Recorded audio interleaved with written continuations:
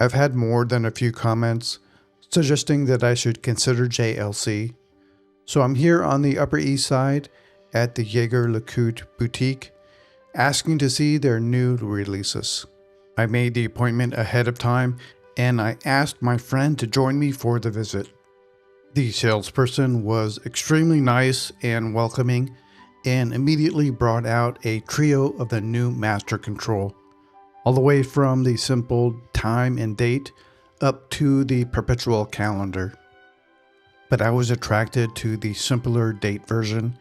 It has the same lovely blue dial with the same sunray finish, but a smaller case diameter to better fit my small wrist. A beautiful case design and the same integrated bracelet. I felt like the bracelet was very well made, and of course JLC makes very good movements.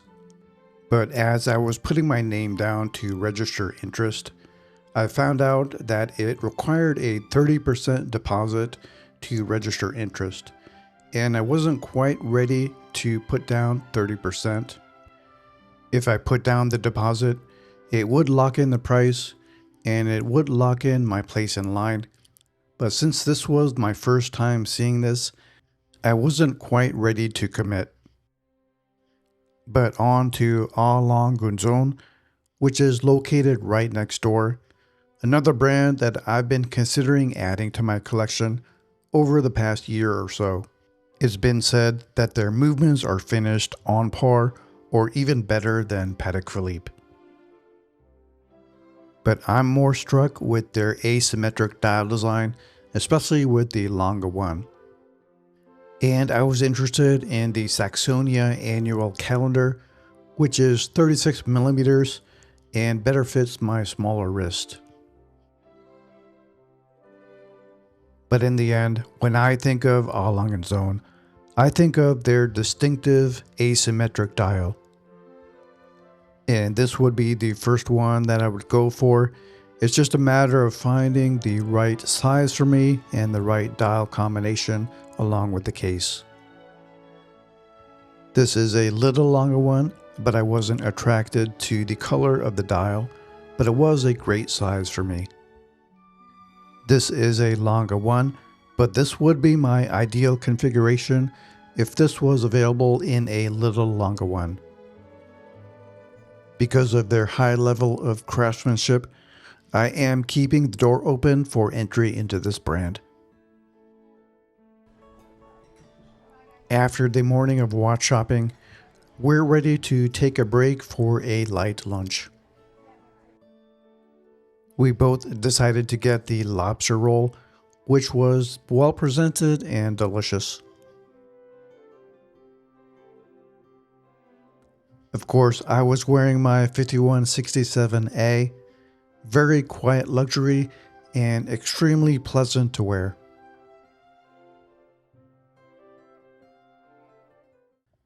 My friend was wearing his vintage Patek Philippe Nautilus, just recently handed down to him from his father. A beautiful watch. I was impressed by how this did not stand out and was not ostentatious and just blended into the environment. He sent it in to ensure it was water sealed, but did not have it polished, so it still has the scratches obtained by his father. As opposed to my journey of collecting new Patek Philippe. Both are very different journeys and very different ways of collecting, but equally satisfying and rewarding. Next up is a short tour of the next hotel that I checked into, and I'll be staying here for the next 3 nights and 4 days.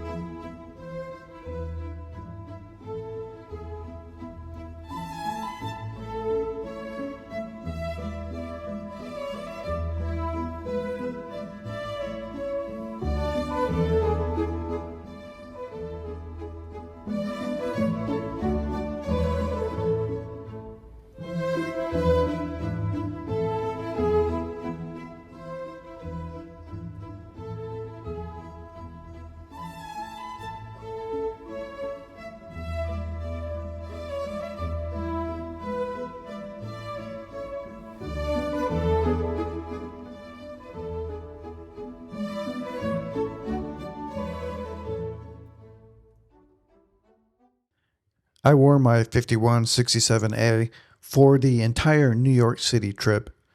Never got tired of it, never got bored of it, and never felt unsafe, and I always felt excited to wear it. Very lightweight and comfortable, very unassuming from the outside, but extremely luxurious with all the details. I think this may have taken over as my go-to travel watch over the 5226G. Both are great, but this Aquanaut is something very special.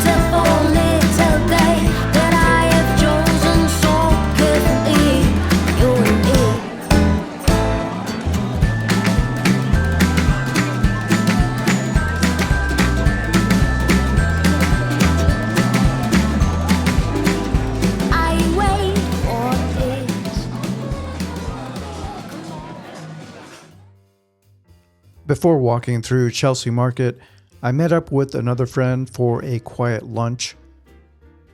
He was wearing a classic and timeless Rolex Explorer 36, and it looked great. The conversation was great. I'm always interested in hearing your perspective, and thanks again for meeting up, and hopefully do it again next year.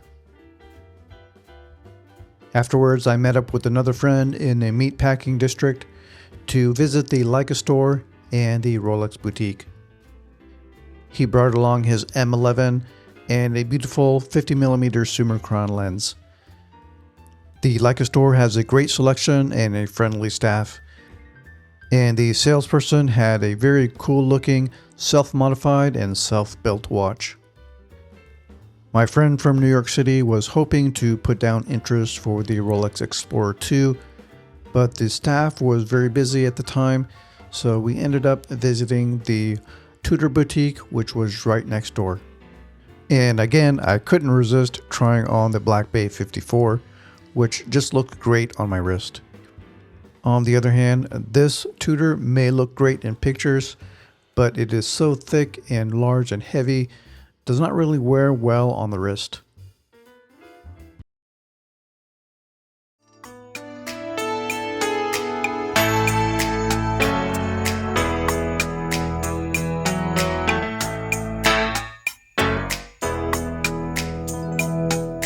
You can look at the menu, but you just can't eat. You can feel the cushions, but you can't have a seat. You can dip your foot in the pool, but you can't have a swim. You can feel the punishment, but you can't commit the sin.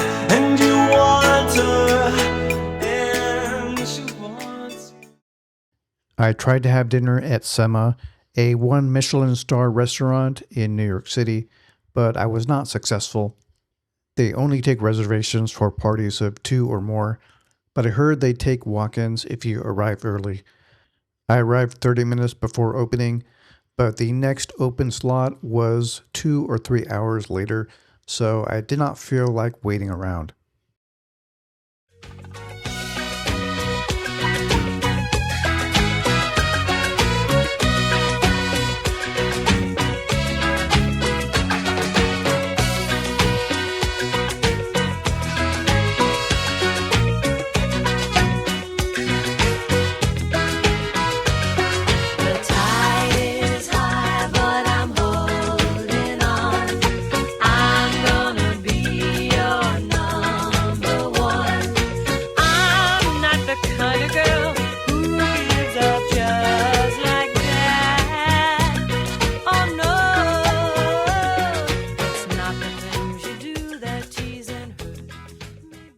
The Watches of Switzerland store on Green Street are very welcoming and kind, and I've been here twice over the last 4 years. I asked to see the 36mm Oyster Perpetual Anniversary Edition. This is my first time seeing it in person, but I'm still not impressed with it. He said it's getting more requests, but I don't see the appeal of it. I think it still looks more like a 36mm Explorer two-tone. Downstairs is a nice pre-owned section, and I saw this vintage Nautilus, which was a very small size and fit well on my wrist, but the price was very high.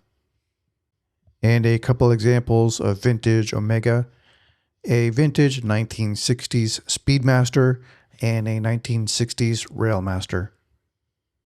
And afterwards, I was fortunate enough to have my friend invite me along as a guest to his visit to the Maison FP Journe.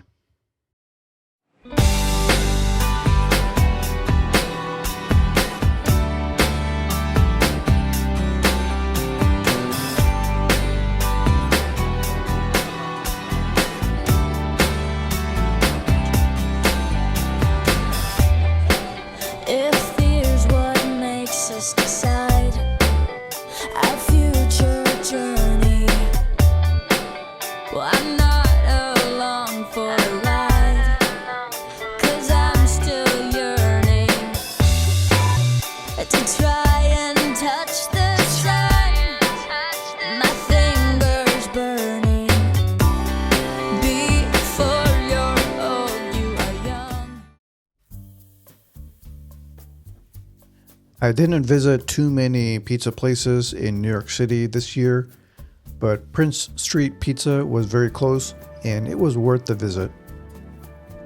I ordered a square slice and it was very busy on a weekday afternoon, and the pizza was delicious. The crust was light and crispy and well balanced. Last year, my favorite pizza slice was Lindustry, and the year before, my favorite pizza was John's. And maybe next year, I'll explore some of the Brooklyn spots. Right now, I'm having breakfast at the Mandarin Hotel, and as always, very well presented and very well done. Almost finished with another epic summer trip to New York City. A couple more spots to visit, including Central Park and the Metropolitan Museum of Art.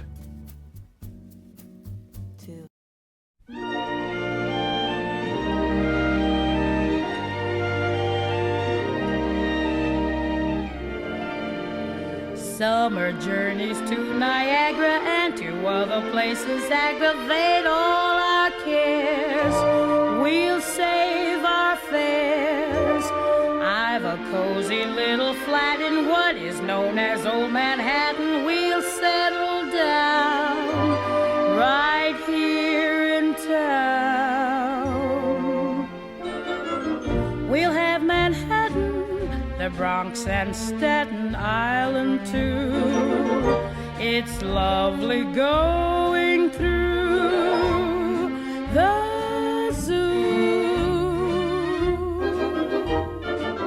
It's very fancy on old Delancey Street, you know. The subway charms us so when balmy breezes blow to and fro. And tell me what street compares with Mott Street in July. Sweet push carts gently gliding by. The great big city's a wondrous toy, just made for a girl and boy.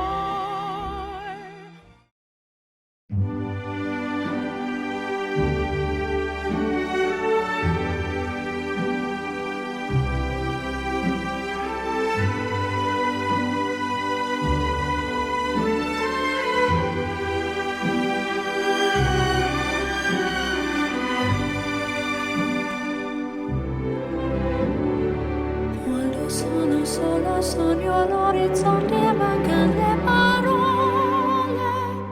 Sì, lo so. so che non c'è luce in una stanza quando manca il sole. Se non ci sei tu con me su le finestre, mostrar tutto il mio cuore che è acceso. Chiudi dentro me la luce che ha incontrato per strada. Time to say goodbye. Paesi che non ho mai venuto e vissuto con te. Adesso sì li vivrò con te. Partirò sulla via per mari che io lo so, non esistono più.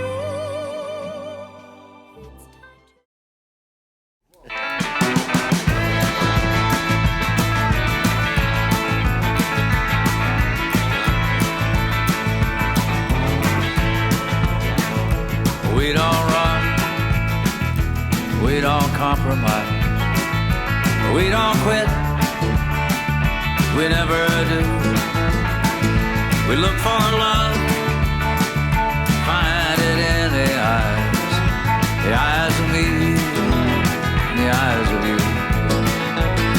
You are the road, you are the only way. I'll follow you forevermore. We'll look for love, we'll find